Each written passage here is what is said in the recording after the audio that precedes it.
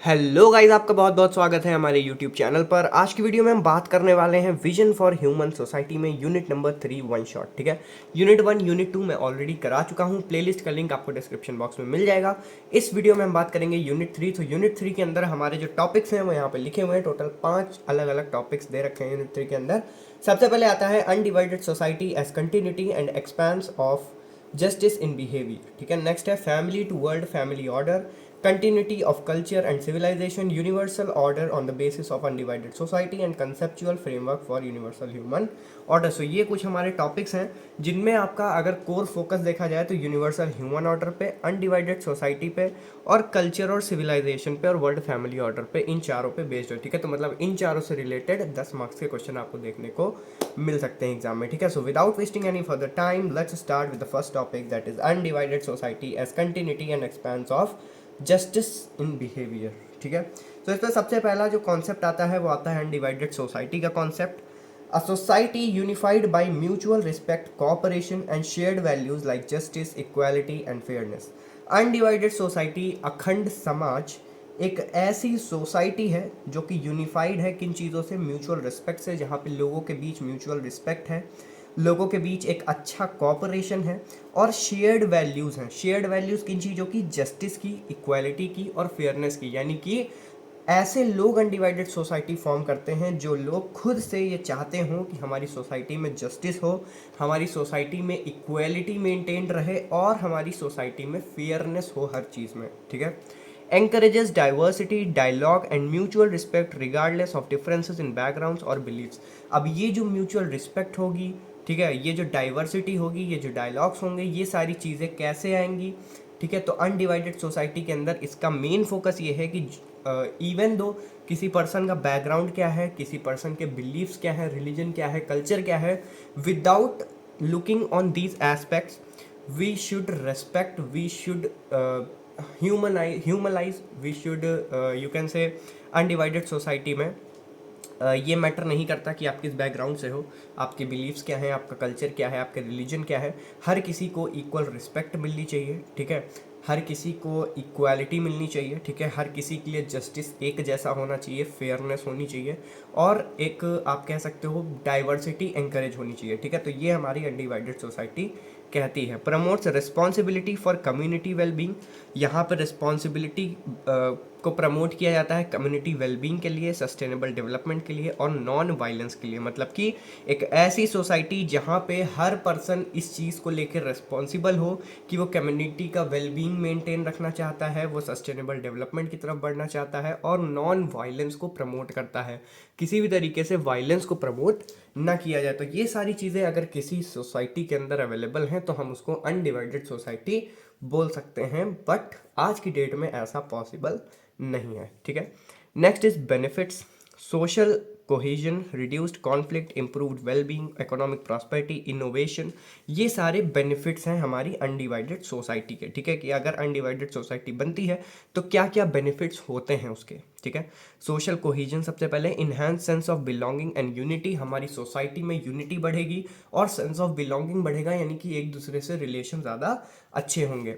Reduced conflict, peaceful conflict resolution increases security, undivided society के अंदर conflict resolution ज़्यादा अच्छा होगा क्योंकि वॉयलेंस को कोई भी प्रमोट नहीं करेगा, तो हर चीज़ पीसफुली करी जाएगी, पीसफुली कॉन्फ्लिक्ट को रिजॉल्व किया जाएगा जिससे कि सिक्योरिटी भी बढ़ेगी। ठीक है, improved wellbeing, equitable access to basic services and environmental care. ठीक है, कोई भी हो, चाहे वो गरीब हो चाहे वो अमीर हो, सबको इक्वली ट्रीट किया जाएगा, सबके लिए बेसिक सर्विसेज या एनवायरमेंटल केयर ये सारी चीज़ें बराबर होंगी। ठीक है, next is economic prosperity, collaboration for growth reduces poverty and unemployment. अब ग्रोथ के लिए सब लोग कोलैबोरेट करके काम करेंगे, एक साथ काम करेंगे, जिससे कि पॉवर्टी रिड्यूस होगी, अनएम्प्लॉयमेंट रिड्यूस होगी और इवेंचुअली इकोनॉमिक ग्रोथ जो है वो इंक्रीज होगी। Next is innovation, supportive environments drive creativity and solution. अब जब सपोर्टिव इन्वायरमेंट मिलेगा स्टूडेंट्स को, छोटे बच्चों को, तो सबका दिमाग क्रिएटिविटी की तरफ बढ़ेगा। ठीक है, हर कोई नए नए सॉल्यूशंस ढूंढेगा, हर कोई इनोवेट करना चाहेगा चीज़ों को। ठीक है, क्योंकि वायलेंस नहीं है कहीं पे भी, कहीं पे भी डिसरिस्पेक्ट नहीं है, कहीं पे भी कोई भी पुरानी पास्ट की चीज़ों को लेके कॉन्फ्लिक्ट नहीं है। तो उस केस में सब लोग पॉजिटिव अप्रोच के साथ चीज़ों को लेके आगे बढ़ेंगे। ठीक है, तो ये कुछ बेनिफिट्स हैं हमारी अनडिवाइडेड सोसाइटी के। Next is path to harmony. ठीक है, कि हार्मनी तक कैसे लेके जाएगा। ठीक है, कि अनडिवाइडेड सोसाइटी होने पे या फिर इन सब अनडिवाइडेड सोसाइटी के एग्जिस्टेंस पे बेसिकली कैसे हम हार्मनी तक पहुंच सकते हैं। सबसे पहली चीज़ राइट अंडरस्टैंडिंग, लोगों के बीच प्रॉपर अंडरस्टैंडिंग होगी, यानी कि individual harmony leads to societal peace. अगर इंडिविजुअली लोग एक दूसरे के इमोशंस को समझने लगेंगे, एक दूसरे से रिलेट करने लगेंगे, एक दूसरे को चीज़ें मतलब एक दूसरे के बीच सॉर्ट आउट करने की कोशिश करने लगेंगे, तो उस केस में सोसाइटल पीस की तरफ आगे बढ़ने लगेगी हमारी सोसाइटी। ठीक है, next is prosperity, proper assessment of physical needs ensures abundance, यानी कि एक प्रॉपर असेसमेंट होना हमारी जो भी फिजिकल नीड्स हैं, इससे क्या होगा, अगर हम हर चीज़ को असेस करके उसके अकॉर्डिंग काम करेंगे, मीन्स जो चीज़ें रिक्वायर्ड हैं, जो चीज़ें नेसेसरी हैं, हम सिर्फ उनको लेके फोकस्ड रहें। ठीक है, अपनी फिजिकल नीड को प्रॉपरली एसेस करते रहें टाइम टू टाइम, इससे क्या होगा, एबंडेंस भी क्रिएट होगी। ठीक है, फियरलेसनेस की बात की जाए तो mutual trust forms the basis of harmonious society. अब अगर किसी सोसाइटी के अंदर हार्मनी है, लोगों में सद्भावना है, लोगों में एक दूसरे की फीलिंग्स को समझने की कैपेसिटी है, उनको रिस्पेक्ट करने की कैपेसिटी है, सो उस केस में इवेंचुअली वहाँ पे म्यूचुअल ट्रस्ट बढ़ेगा, जिस वजह से फियरलेसनेस भी बढ़ेगी। ठीक है, नेक्स्ट इज को existence, respect for nature and it's self regulating systems. Nature को लेके रिस्पेक्टफुल होना, या नेचर के जो भी सेल्फ रेगुलेटिंग सिस्टम्स हैं, लाइक प्लांट्स हो गए, एनिमल्स हो गए, सो इन सारी चीज़ों को लेके रिस्पेक्टफुल रहना और इनको ओबे करना। ठीक है, तो ये सारी चीज़ें की जा सकती हैं हार्मनी की हेल्प से अनडिवाइडेड सोसाइटी में। ठीक है, next topic is family order to world family order. ठीक है, ये इंपॉर्टेंट टॉपिक है, 10 नंबर के अंदर पूछा जा सकता है। फाउंडेशनल रोल ऑफ फैमिली, सबसे पहले हम जानेंगे कि फाउंडेशनल रोल क्या होता है फैमिली का। ठीक है, family is smallest unit where harmony begins. Family वो सबसे छोटी यूनिट होती है जहाँ से हार्मनी जो है स्टार्ट होती है, जहाँ से लोगों को ये पता चलता है कि हम रिलेशंस में एक दूसरे को समझना चाहिए, चीज़ों को कोलैबोरेट करके आगे ले जाना चाहिए। ठीक है, it fosters right understanding, mutual respect and nurtures individuals to interact with society constructively. मतलब कि जो बेसिकली फाउंडेशनल रोल होता है फैमिली का, वो यही होता है कि फैमिली जो है फोस्टर करती है राइट अंडरस्टैंडिंग में। मतलब कि कोई भी अगर बच्चा है या फिर फैमिली मेम्बर्स हैं, वो एक दूसरे को प्रॉपरली समझ सकते हैं, फैमिली में म्यूचुअल रिस्पेक्ट होता है, फैमिली में कैसे किसी इंडिविजुअल को नर्चर किया जाता है, यानी कैसे किसी इंडिविजुअल को सिखाया जाता है कि वो कैसे दुनिया के साथ इंटरैक्ट करेगा, कैसे वो सोसाइटी के साथ कंस्ट्रक्टिवली इंटरैक्ट करे। ठीक है, डिस्ट्रक्टिवली इंटरैक्ट करेगा तो चीज़ें बहुत ख़राब हो जाएंगी, तो कंस्ट्रक्टिवली कैसे इंटरैक्ट करना है, यानी कि पॉजिटिव अप्रोच के साथ कैसे सोसाइटी से इंटरैक्ट करना है, ये चीज़ें हमें हमारी फैमिली ही सिखाती है। ठीक है, next is steps in progression. ठीक है, तो कौन कौन से स्टेप्स की अगर हम बात करें कि फैमिली किस तरीके से वर्ल्ड फैमिली ऑर्डर पे पहुंच जाती है फैमिली ऑर्डर, तो वो यहाँ पे लिखा हुआ है, स्टार्ट्स एट फैमिली ऑर्डर। सबसे पहले तो हमारा फैमिली ऑर्डर आता है, क्योंकि ये फंडामेंटल बेसिक यूनिट होती है। ठीक है, सबसे स्मॉलेस्ट यूनिट होती है जहाँ से हार्मनी हमारी स्टार्ट होती है। फैमिली ऑर्डर के बाद आता है फैमिली क्लस्टर्स, जब मल्टीपल फैमिलीज मिलके फैमिली क्लस्टर फॉर्म करती हैं। ठीक है, फिर मल्टीपल फैमिली क्लस्टर्स मिलके विलेज ऑर्डर फॉर्म करते हैं, फिर मल्टीपल विलेज ऑर्डर्स मिलके विलेज क्लस्टर फॉर्म करते हैं, फिर मल्टीपल विलेज क्लस्टर्स मिलके सिटी या फिर नेशन ऑर्डर को फॉर्म करते हैं, और फिर इवेंचुअली मल्टीपल सिटी ऑर्डर्स या नेशन ऑर्डर्स मिलके वर्ल्ड फैमिली ऑर्डर को मेंटेन करते हैं। ठीक है, at each stage harmony at one level contributes to the next. हर स्टेज पे जो भी हार्मनी का लेवल होता है, ठीक है, जैसे फैमिली ऑर्डर में फैमिली में हार्मनी होती है, फिर इसके बाद नेक्स्ट लेवल जो है फैमिली क्लस्टर्स का, इसमें फैमिली क्लस्टर्स के बीच में भी हार्मनी होती है, देन विलेज ऑर्डर में हार्मनी होती है, ठीक है, विलेजेस के बीच, फिर विलेज क्लस्टर में विलेज बहुत सारे जो अलग अलग विलेज ऑर्डर्स हैं उनके बीच, फिर सिटी नेशन ऑर्डर में बहुत सारे जो विलेज क्लस्टर्स हैं उनके बीच। ठीक है, इस तरीके से हार्मनी हमारी हर एक लेवल पे एक लेवल अप कंट्रीब्यूट करती रहती है। ठीक है, principles driving the expansion, recognising the interconnectedness of individuals, families and societal units. यानी कि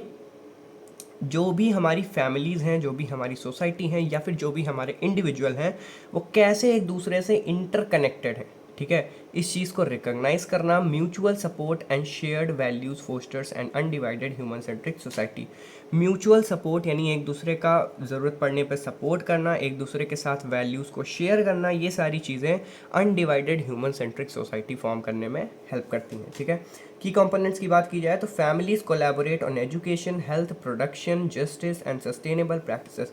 बहुत सारी फैमिलीज़ अलग अलग फैमिलीज जो हैं वो कोलैबोरेट करती हैं एजुकेशन के लिए, ठीक है, हेल्थ के लिए, प्रोडक्शन के लिए, जस्टिस के लिए और सस्टेनेबल प्रैक्टिसेस के लिए, ठीक है।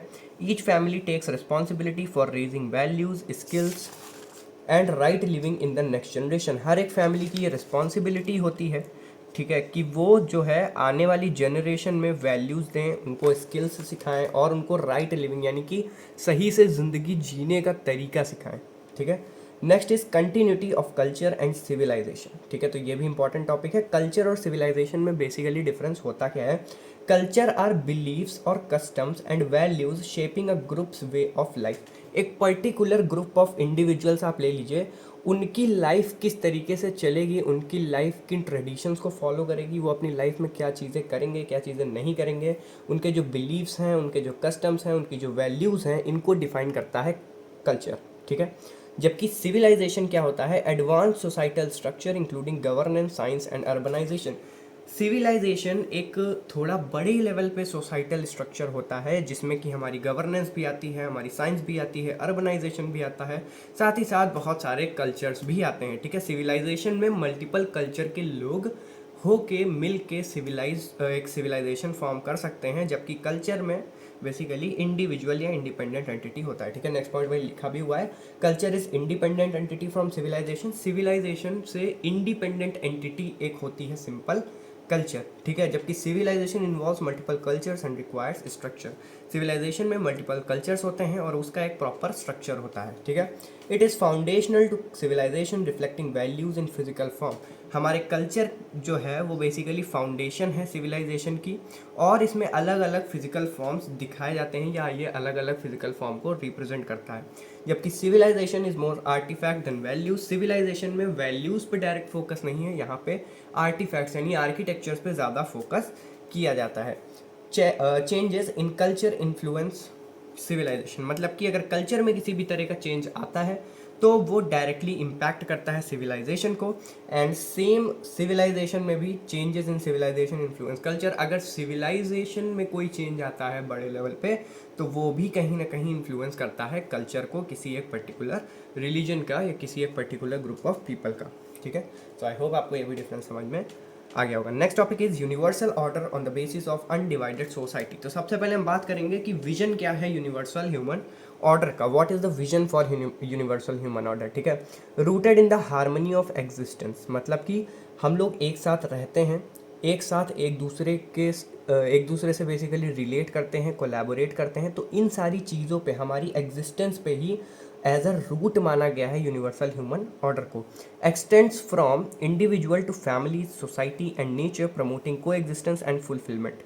सो बेसिकली इसका मतलब ये है कि जो यूनिवर्सल ऑर्डर है अनडिवाइडेड सोसाइटी के बेसिस पे अगर हम बात करें तो ये एक इंडिविजुअल की ही रिस्पॉन्सिबिलिटी नहीं है, ये एक फैमिली की, एक सोसाइटी की, नेचर की और को एग्जिस्टेंस और फुलफिलमेंट को प्रमोट करने के लिए, ठीक है, इन सब की रिस्पॉन्सिबिलिटी है, ठीक है। इम्पैक्ट की बात की जाए तो क्या इम्पैक्ट हो सकते हैं? Individually ensures resolution, wisdom and clarity in behaviour. Individually हम क्या कर सकते हैं? हम रेजोल्यूशंस ले सकते हैं, ठीक है, विजडम और क्लैरिटी अपने बिहेवियर में शो कर सकते हैं, ठीक है। फैमिली की बात की जाए तो fosters fulfilling relationships and prosperity. Family relationships को फुलफिल कर सकती हैं, प्रॉस्पेरिटी को इन्हांस कर सकती हैं, इंक्रीज कर सकती हैं, ठीक है।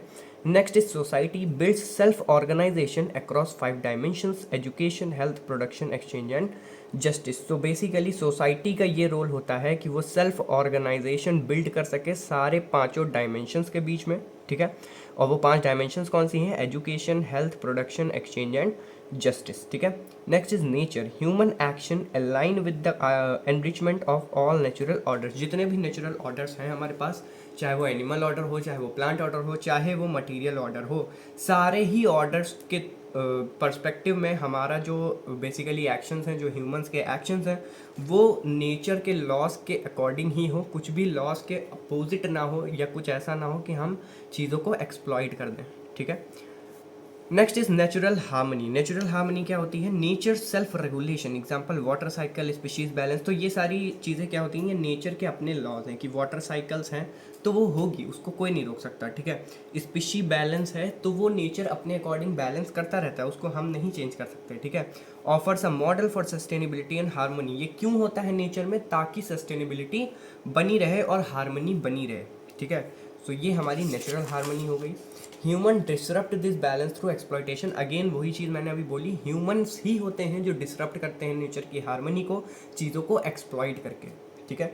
Conceptual framework for universal human order. अगर कंसेप्चुअल फ्रेमवर्क की बात की जाए यूनिवर्सल ह्यूमन ऑर्डर में, सो यूनिवर्सल ह्यूमन ऑर्डर में कंसेप्चुअल फ्रेमवर्क में सबसे पहले हम बात करेंगे प्रिंसिपल्स की, ठीक है। तो प्रिंसिपल्स क्या होते हैं?